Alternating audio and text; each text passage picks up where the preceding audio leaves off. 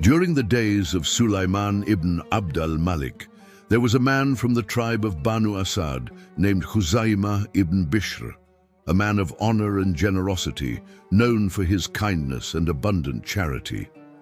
He cared deeply for his friends and gave generously to others until one day hardship struck him.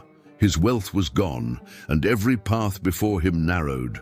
He turned to his wife, who was also his cousin, and said, "O daughter of my uncle, I have noticed that my friend's affection has changed. I have resolved to remain in my home until relief comes, or death." She replied, "I would never leave you in hardship. I will stay by your side as long as you live, until Allah decrees His will." So they closed their door and lived on what little remained, until nothing was left. In that time, Ikrimah al-Fayyad, the governor of Al-Jazira, was a man famous for his generosity and kindness, praised by all for his noble character. One day, as he sat among his companions, the name of Khuzaimah was mentioned. He asked, "How fares he now?" They said, "His condition has worsened. He stays confined to his home." Ikrimah said, "Has Khuzaimah found no one to ease his distress?" That night he took 4,000 dinars in a single purse, ordered his horse saddled in secret, and set out with a servant carrying the gold. When they reached Khuzaimah's door, he sent the servant away and approached the house alone. He knocked softly with his own hand. Khuzaimah came out, his heart weighed down with sorrow. The man said, "Take this and set your affairs right." Khuzaimah took the purse. It was heavy. He asked, "Who are you? May I be your ransom?" The man said, "I did not come at this hour to be known." Khuzaimah said, "I will not accept it until you tell me who you are." He replied, "I am the Mender of the Noblemen's misfortunes." Khuzaimah said, "Tell me more." The man answered, "No," and disappeared into the night. Khuzaimah entered the house, bringing the glad news of relief to his wife. By morning, he paid his debts, restored his affairs, and regained his peace of mind. Soon after, he prepared to travel to Sulaiman ibn Abd al-Malik in Palestine. When he arrived at the caliph's gate, the doorkeeper recognized his rank and admitted him. Sulaiman said, "What kept you from us, O Khuzaimah?"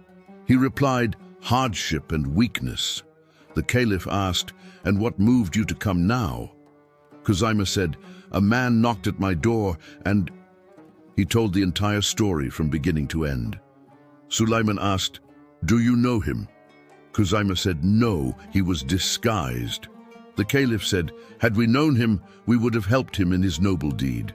Then he called for a scribe and decreed, "Khuzaimah shall be governor over Al-Jazira in place of Ikrimah al-Fayyad."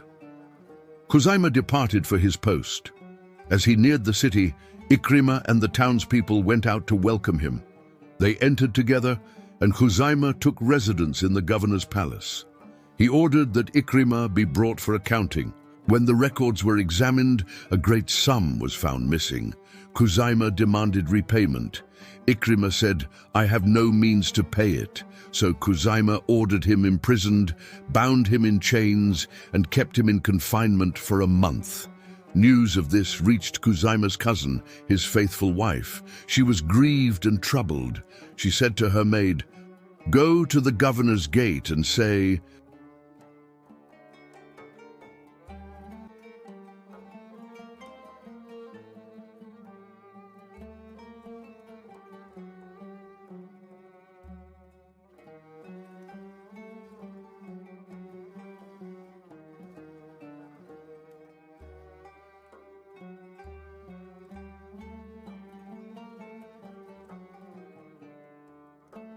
Unlocked the chains with his own hands, weeping.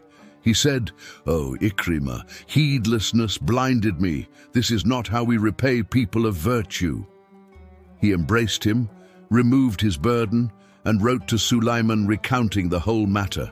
The caliph pardoned Ikrimah, rewarded him generously, and confirmed Khuzaimah in his post. Thus do nobility and virtue reveal themselves in the hearts of the righteous. They conceal the stumbles of others and raise their doers high before Allah and mankind.